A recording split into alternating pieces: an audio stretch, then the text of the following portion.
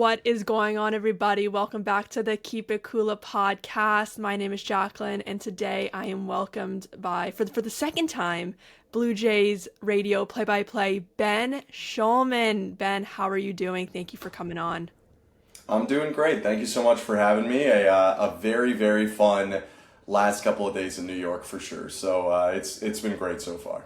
Thank you. I know I've been bugging you a little bit to come on. I'm sure you've been quite busy. I know you've been doing some press already this morning.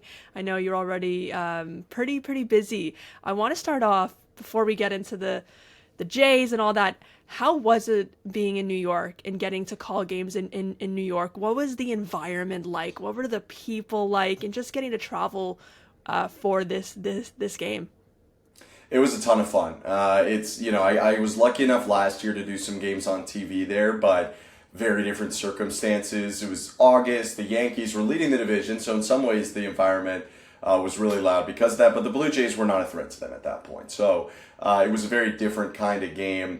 Getting back there this time, it was incredible. I mean, October baseball at Yankee Stadium is kind of legendary in baseball, and their fans are great. I don't agree with everything they do, but they are very passionate, and they created an awesome environment.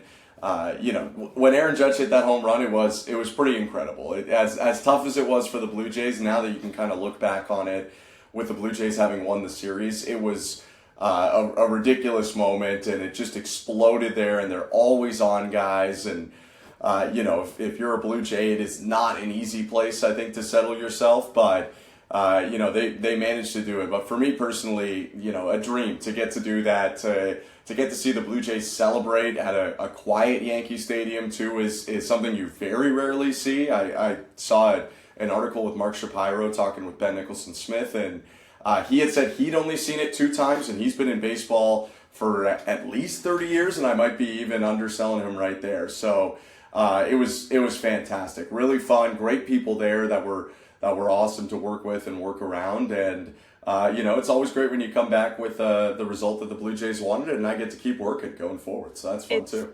That is the best part of it. There's no question. I love it. It's something more to talk about on this show of how amazing the Jays are. Obviously, you see my New York Giants gear, and last night they were spectacular.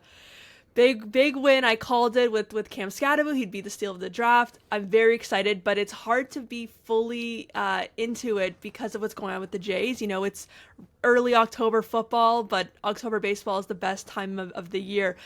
Going into that celebration, what did you think of how Hazel May carried that room of craziness, of alcohol being sprayed all over her? What does that show us of just Hazel May of being like the greatest? And what did you think watching that chaos evolve there? Yeah, I didn't. So I got a very different view than you guys because I couldn't watch it on TV. But I saw her doing it in person for part of it at least after we got off. And she is incredible, really. It's obviously a really fun environment, but at the same time, it's not an easy thing to do your job in. And the players are wanting to celebrate with her and because a lot of us have been around with them for the whole year, but for her to be able to deliver the information and ask the questions that we want to be heard and get the emotion out of the players, it really is a testament because it's when we all leave that clubhouse, she's soaked in champagne. Like it's not easy, and that's the only part. Like I don't envy that. That's not an easy way to do your job, and she does it with such grace and composure. Really, Blue Jays fans I think are very lucky to have her on the broadcast. It's especially in these moments. I think she's done such a great job. From everything I've seen and heard with the extra stuff that they're doing with her and Caleb during the games and Kevin Pillar being involved as well. Again, I don't get to see all of that or much of it really, but it's looked and sounded from what I've seen like it's gone pretty great so far. So it's great that Sportsnet has that ability now since 2020 to do these games and that you get to see not just the coverage that you're used to seeing throughout the season, but an enhanced version of that in the playoffs. 100%. And yeah, like for you, Did you know this early on that Sportsnet would be able to bring you guys, or because it was just like 2020, like back in 2019, was there talks about this happening? I know you were not a part of the team yet, but really just getting to be a part of this team and getting to travel with them while the other bunch of teams who are in the playoffs, they're being called by, you know, Fox, and it's being handled differently. What's it like getting to be a part of this for not just Toronto but for Canada? Yeah, it's amazing. I mean, it's incredible. It is really fun, and you know, it is great. I think that while ESPN Radio has their call, radio broadcasts are still allowed to do their own. I think there is, you know, I say this with nothing against TV. I think radio sometimes has a unique connection to a certain part of a fan base. You know, I think that there are people who are radio people in a big way, and I think that they would probably be disappointed, you know, regardless of team, regardless if it's the Blue Jays or the Tigers and Mariners or whoever it might be, to not have that ability. So it is really a big treat to be able to do it, and you know, I am not at all involved in those decisions, but I'm glad that they went down the way that I would have wanted them to. And you know, the idea that for games 3, 4, and 5 of the ALCS will either be in a, you know, road heavy crowd in Detroit or a road heavy crowd in Seattle with Canadian fans flocking across the border, or Canadian fans who live just over the border getting the ability to go to those games is going to be remarkable. It's going to be, you know, it'll be different than Yankee Stadium. It won't be Yankee Stadium coming up, but I think in a unique way, it'll be just as good of an environment as well for the next series. So yeah, it's fantastic. I mean, you do this for these moments, I think is why you want to broadcast, and they don't come up all that often, honestly. And you know, I don't know when the next time a run like this is going to come. I hope it's next year again, but it could be another 10 years. It could be 23 years, like between 1993 and 2015. So I'm really trying to soak it all in as much as I can, and you know, if I get a little overexcited because of it on a broadcast, I'll take that, because I'm really just trying to live in the moment, because you don't know when it's coming back. 100%. Be overly excited. That's how I've been. My family and I, overly excited. Going to sleep at night, honestly, has been hard because I'm so excited about this team. You know, I want to talk a little bit about your calls this year. I have grown to truly love listening on the radio. Not all sports work on radio, right? I have truly loved listening to you and Chris crush it. And you are the reason. I'm going to just talk a little bit about a personal thing here. My brother is 27, has never cared about sports in his entire life, has never been into sports, never been his thing. I've been the one into sports. I've been trying to get him into the Jays this year, obviously, for obvious reasons. It's been spectacular. And he was kind of trying, but like couldn't really get into it. And we were driving during the crazy game where Kirk ended up stealing for the very, very first time. It was a Friday night. And we're driving, and I'm going crazy listening to this game. And your calls and the excitement, my brother became locked in that instant moment of that game. Hearing you, I remember that exact moment where he's like, "Wow, like this is crazy." And I remember we got home, we went inside, we watched the rest of the game, but there was that one moment of you calling the game where my brother's like, "You know what? I'm really into this." And now my brother is one of the biggest Jays fans I know now. So, well, that's incredibly nice to hear. I appreciate you telling me that. That's awesome. I mean, it's you know, it's so exciting to be around the team, and you just try and channel that in, and that's a good lesson too. You know, in broadcast, a lot of the times it's about the biggest moments, but at the same time, you know, an Alejandro Kirk stolen base in the middle of the season is something that could get people going, and every day there's a lot that can get you excited if you love this game. So again, very nice to hear. Appreciate you telling me that, and it's been a ton of fun. You know, we work with great people. Chris is awesome, and it's been so fun to be able to develop chemistry with him over the last 2 seasons, and now get to, you know, be with him in New York in the playoffs, and in Detroit and Seattle coming up, and everyone behind the scenes as well. It's a real treat. It's really I'm very lucky to get to do what I do and with the people I do it with. So that's why we're praying. As many games as possible. I'll take 7-game series. I just want to keep doing this with these people as long as we can until we got to wait for next year. Yeah, it's spectacular stuff. You don't want to miss a moment, obviously. When you were at Yankee Stadium, hearing this crowd, hearing this playoff crowd, what was the biggest difference, or how do you really compare the energy at Yankee Stadium to the energy at Rogers Center that we got for those first 2 games of the ALDS? Yeah, I think you could put them right up against each other. I talked to Isaiah Kiner-Falefa about it a little bit, and he probably has a unique perspective on it, playing a number of games in both ballparks. He had told me he felt like in games 1 and 2, when it peaked in Toronto, it was louder. That the loudest noise coming out of Rogers Center was louder. He said, especially in the late innings with big swings. When Lucas hit that double in game 2, or game 1, I want to say it was, or when Savage was having his moment and Vladdy hit a grand slam, it peaked. He said the thing about Yankee Stadium that's tough, and I tend to agree with him being there, is especially coming from the bleachers where fans are standing pretty much from wire to wire, there's a constant wave of noise. So while it might have not got quite as loud at the peaks, and I think the Blue Jays, to their credit, also took the crowd out scoring early in a lot of games. They made it hard for the crowd to get back into it until Judge hit that homer. I think that there was just kind of an unrelenting wave. People are barking at you all the time too.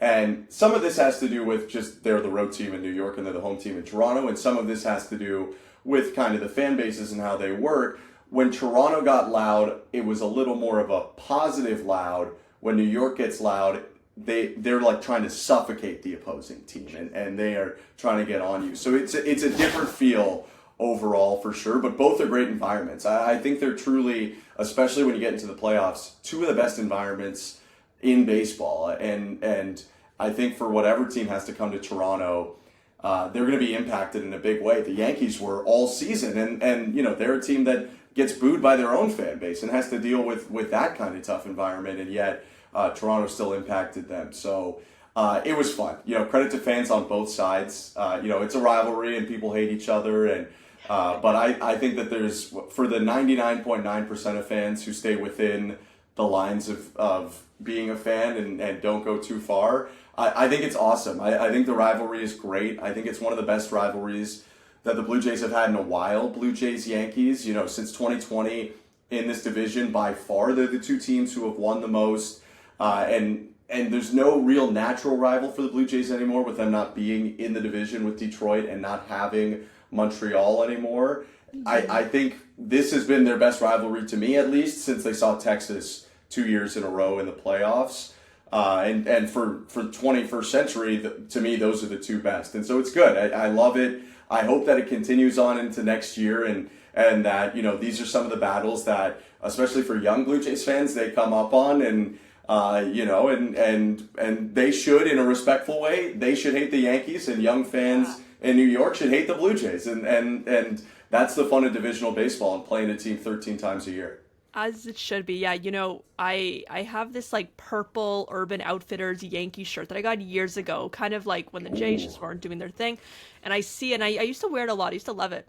I have not put that on in a long time, and I don't think I'll ever wear that shirt again. Like, I'm actually debating burning it. I also was gifted years ago this like kind of like Yankees jersey jacket thing.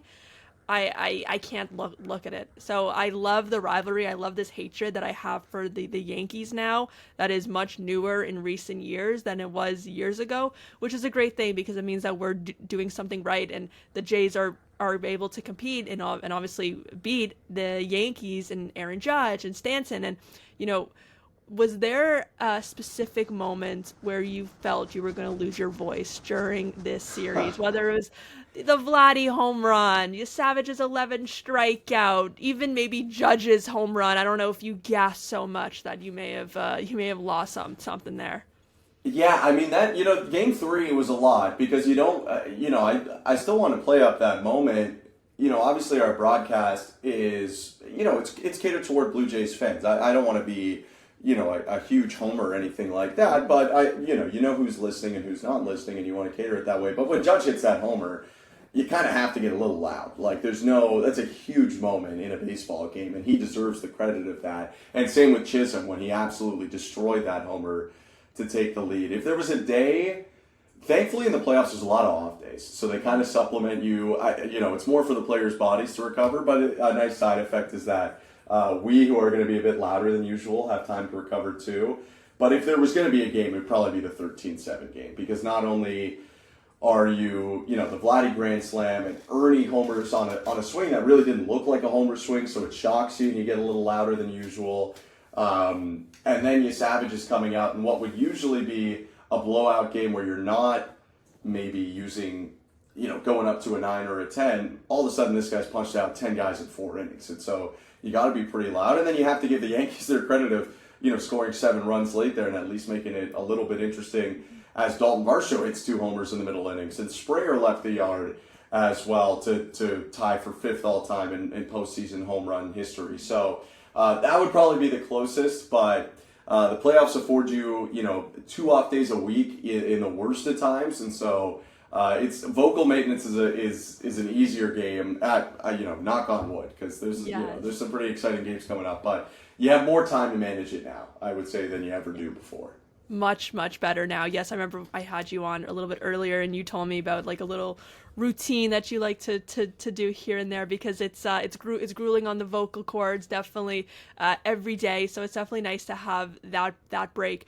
Looking at this team, seeing guys like Nathan Lucas, Ernie Clement, Davis Schneider, Miles Straw come up, is there a specific moment of this series that made you kind of look back on the trades and the signings that this team has made in past years and be like, wow, they really did it right.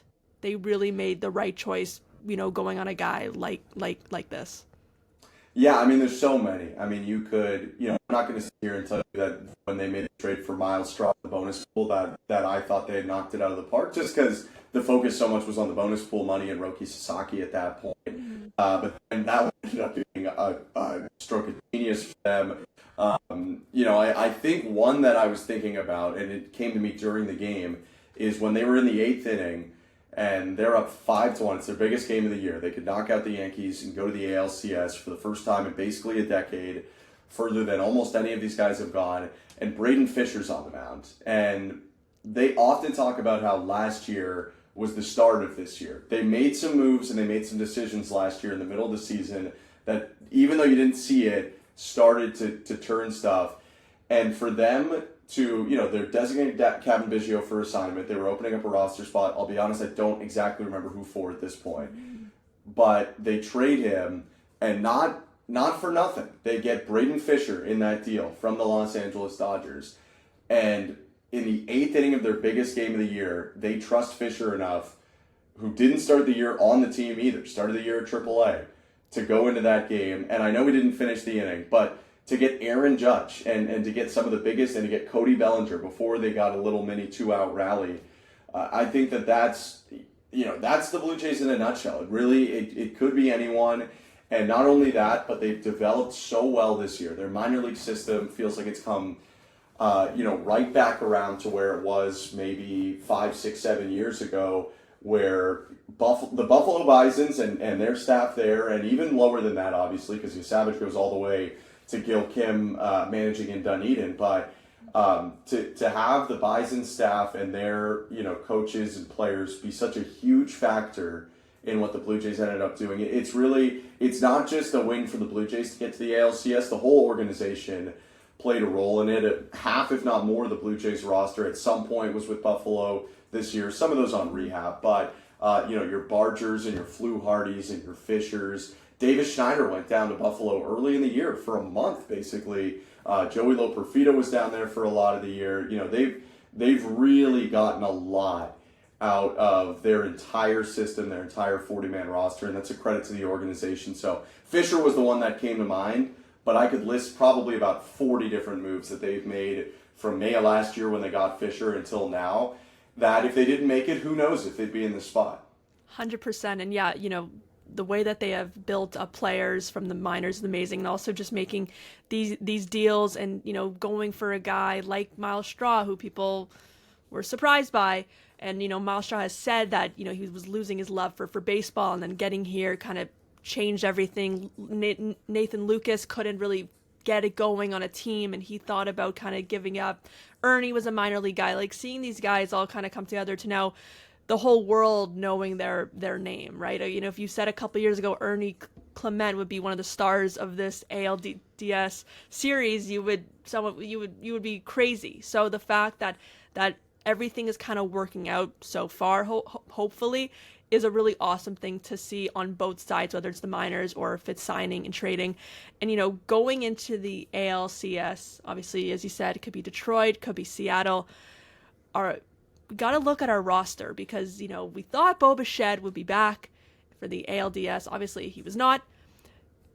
What have you heard, if you know anything, if we could be seeing Bichette back? And if so, who will be getting sent down for him? Yeah, so first, on Bo, I mean, as everyone saw, or if you didn't see, he did do some running in New York. So it's not at the point anymore where he's not running. He has done some running, and he's hit back in Toronto before Game 3 that day, but earlier in the day, he hit off Scherzer and Bassett, and then they all hopped on a plane and got to New York in time to get there for the game. So hitting off high-velocity pitching, that's really nice to see. The running was not full speed, so it leaves, just like a bit of question marks. To me, it feels like a coin flip. They're saying it's going straight down to the wire. To be quite honest, I think, in their position, I'm not faulting them at all. I would not give up whether he's going to play or not, so I don't know how much we'll hear until like Sunday at 10 a.m. I would guess there's likely going to be some access to them tomorrow. I would guess that we don't hear any breaking news. I would be very pleasantly surprised if they do tell us, but I think they won't give the Mariners or Tigers an idea of what's going to happen. So for me right now, it is kind of in that 50-50 coin flip range, because, A, we just haven't seen them run yet, and B, they have to make a big decision on the back end of who they would let go. Everyone, I think, that's a position player on this roster is really important. The only guy who didn't appear is Tyler Heineman. Obviously, he's incredibly important. They just have him, they're not going to bring him into a game unless they're bringing him in for Kirk. So he's obviously going nowhere, and everyone else has been really important to them so far. In terms of who you take off the roster, it's a huge question mark for me. Some of it depends upon, what you're getting out of Bo Bichette. Because if Bo is only a DH, Isaiah Kiner-Falefa didn't play a ton during that series, but if Bo's only a DH, you don't really have other backup infielders. And he's not only a backup infielder, but he's part of the Blue Jays' best infield defense. That's why they have him in the ninth inning in Game 4. He made that error in Game 3, obviously. He was pretty disappointed talking to him after that. It's not a very typical play. I think we've seen enough of him, especially last season, to know how quality he is, and he's a Gold Glove defender at third earlier in his career. So that's a big question mark.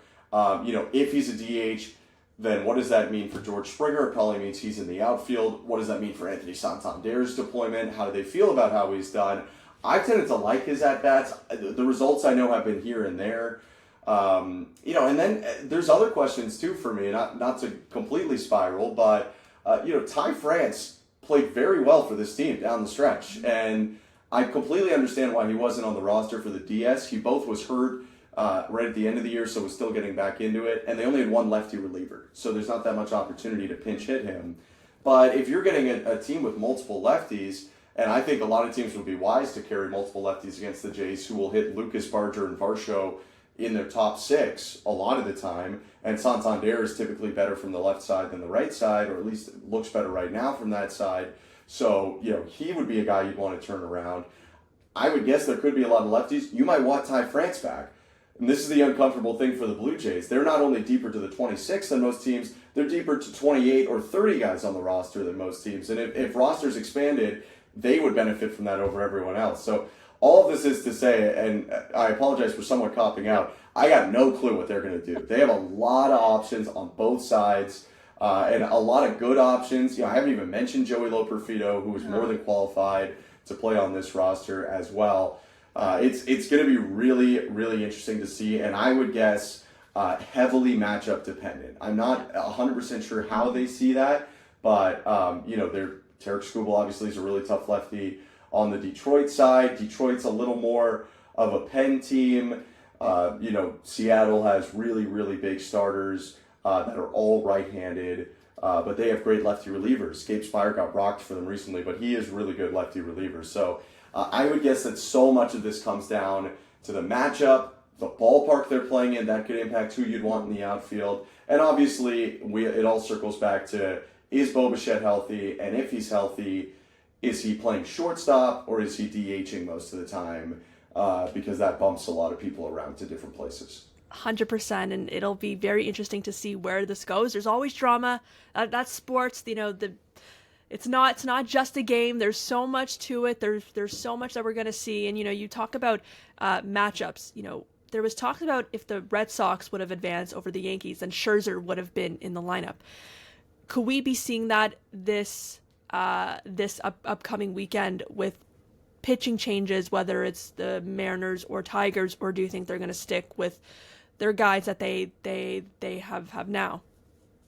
I would not be shocked if you saw a Scherzer and or a Bassett on a playoff roster. I think Bassett is healthy enough. And I think, obviously Scherzer's ready to go. Both of them have been throwing in between, staying ready. So I think it's a definite possibility, as well as the bullpen games have gone recently. I'm not in love with planning on a bullpen game because it complicates things for other days. And, in a 5-game series, you get 2 off days in theory. They didn't use the second one, but 2 off days within 5 games. So you can strain your bullpen a little bit more. And I totally could see, looking back now, especially on how the bullpen game went, why they felt like 3 starters, 10 relievers was the way to go. In a 7-game series where it's the same number of off days, 2 off days, because it's the 2-3-2 format, but there's potentially 2 more games going on, I think you want a starter if possible. That also allows you to use Eric Lauer more out of the bullpen and not have to worry as much about saving him. And he was awesome in that game. He wasn't even really a long guy in the bullpen game. He just was good and faced some of the toughest hitters in the order in a shorter stint and got them out. So, if I'm making the decisions, I probably would lean towards putting a starter on there in some form. And maybe you think of one of those guys as helpful out of the bullpen as a long guy. Maybe that allows you to fully shorten up Eric Lauer and turn him into a lefty. It's another thing where there's a lot of different ways they could go about it. I think there's certain definite untouchables in that bullpen, but the bullpen has changed order so often this year. I mean, a couple weeks back, I don't know if people would have felt like Louis Varland was pitching like one of their top guys. He had went through that rough patch right after the trade. All of a sudden, and fully deserved, I would guess that Blue Jays fans are about as confident in Louis Varland as almost anyone they can throw out there. He even with the fact that he gave up the homer to Judge, which was a crazy pitch. Swing. Yeah, and then he gives up the homer to Chisholm, but he comes right back the next day and punches out Bellinger with 100 and never wilted, really. So it is another one that's hard to determine. Some of these lineups, depending on who they get, lefties are more or less important. I think if Detroit is there, a lefty like Brule and Fluharty, they're more important guys for the Blue Jays. There's some lefties right at the top of that Tigers order. Mariners have lefties, but they're almost impossible to get a platoon advantage against because they have multiple switch hitters near the top of the order, and switch hitters that can do it from both sides too. Jorge Polanco homered twice as a right-handed hitter off Tarek Skubal earlier in the series, and Cal Raleigh hit 60 homers. So and that will be probably something that impacts it too, and the ballparks. Scherzer's a fly ball pitcher. It is good news for him. It's not an easy place to hit home runs, both Seattle and Detroit. They're both pretty deep, especially the left field in Detroit. So that would be helpful to him. Bassett, more of a ground ball guy. If they feel like, they want, I would say maybe ground ball could feed into pitching better against the Tigers because they're going to make a lot of contact. So maybe you want to force that onto the ground. Maybe with a power swinging team more like Seattle, you want some swing and miss like Scherzer could provide. Those are all just guesses, but it's another, I don't know how they make these decisions, and that's why they get paid the big bucks, because there's there's a million combinations they could go with, and I think probably a million different ways that they could justify going with different guys on their roster. Yeah, it'll definitely same kind of thing with the batters. The pitching situation is going to be quite interesting to see where this goes. You know, we've been quite happy with most of our pitchers this series, and you know, looking back as when the Jays were, you know, a top team back in 15 and 16, back when we were in high school. How do you compare, you know, those years to what we're seeing now? What are the big differences? What are similarities? And what maybe makes this team a bigger contender than we once were? Yeah, it's interesting. First off, working around Kevin Pillar, not working with him, but that's pretty sweet. Isn't that like a childhood dream of yours, probably? Yeah, I've like fully told him, like I've just, you know, he knows that I'm quite nervous around Kevin Pillar. Like that's, you know, that's fanboy a little bit. That's all right. People have their teams, and you know, my team when I was really young, like, you know, Roy Halladay and those kind of guys that I wouldn't even be able, like I was fortunate enough to run into Carlos Delgado once and like barely could open my mouth, but even still, you know, like Kevin Pillar, it's just the guy, and getting to watch him was so fun. Comparing the teams though, I mean that lineup was deep, not to take away from the 15 lineup, it was deep, but a lot of the run scoring was concentrated on kind of that big three. You know, you were looking for Donaldson, Bautista, and Encarnacion to provide. Colabello knocked in a lot of runs for them, and you would get like once a series you were hoping Troy Tulowitzki would hit a big homer, and for the most part he delivered, and that's why he was such a big part of it too. But it felt like that team was a little more concentrated, definitely relied a lot more on power, and had a lot more power. Like their roster just lended itself to that. They were more they were more of a Yankee-ish team. They weren't quite like that team. They had more diversity in their lineup for sure. Ben Revere and Pillar hit for a good average that year, and so did Ryan Goins. But they were looking to deliver big swings and blow teams out and do stuff like that. This team, I would say, way more reliant on their bench. Like they couldn't take like a pinch runner, Dalton Pompey kind of guy. They just don't have room for it, frankly. They platoon a lot more. Their lineup changes on a day-to-day basis, and they're not afraid to dink and dunk their way to a win. Like, you know, Miles Straw hit that ball 64 miles an hour. Yeah. That's not what they teach you, but in a certain situation, that's what you have to do, and he did it because at that point in the game, it was just about putting the ball in play, and that's what he did. So it's a very different style of offense to me. They were kind of new school in 15 in a way, and while everyone else is playing that way now, they're almost gone back to old school in this way. Starters are different, I would say. They had some vets on that team, but it's almost like the vets on this team are more veteran, and the young guys are younger. Like Stroman had a little more experience at that point in time. He was obviously coming off the injury, which was remarkable, but he had a little more experience.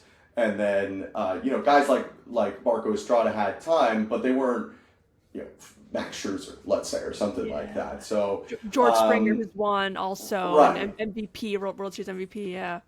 Right, like your vets, you know, you had vets in there like Troy Tulowitzki, David Price, LaTroy Hawkins, but those guys a lot of them hadn't actually won at that point in time. Russell Martin was one of the guys with a lot of playoff experience on that team. So it's a bit of a different makeup. I wasn't in those clubhouses, so I can't totally speak to the feel of the team around it, but the attitude does, at least from the outside, seem a little bit different. Both good, both worked, but it's a fun contrast. I would love to be able to, you know, wave a wand and watch the 2025 and the 2015 Blue Jays play a couple of games against each other. I think it would be a ton of fun. I think it would be a real interesting matchup.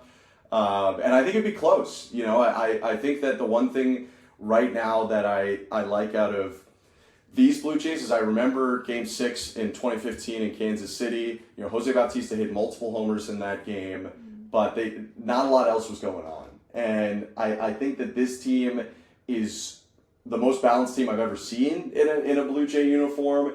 And so they're not entirely slump proof. We saw them slump in the second to last week of the season, but it's a lot harder because someone's going to spark you. Because even though Addison Barger wasn't in a groove in that series, he can come up with 3 hits in the last game. Ernie can hit 650 across the series.